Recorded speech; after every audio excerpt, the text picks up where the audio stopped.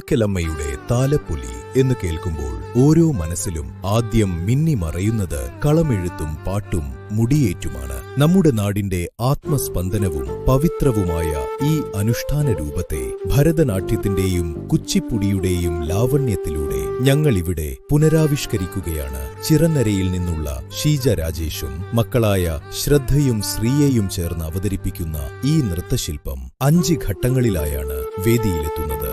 ഭദ്രകാളിയുടെ കളമലങ്കരിക്കാനുള്ള പന്തലൊരുക്കം, ദേവിയുടെ പാദാദികേശം വർണ്ണന, ഭഗവതിയുടെ തേജസ്സുറ്റ കേശാദിപാദം വർണ്ണന, രൗദ്രഭാവത്തിലുള്ള ഭദ്രകാളിയുടെ പുറപ്പാട്, ഒടുവിൽ അധർമ്മിയായ ദാരികനുമായുള്ള ഉഗ്രമായ യുദ്ധവും ദാരികവധവും.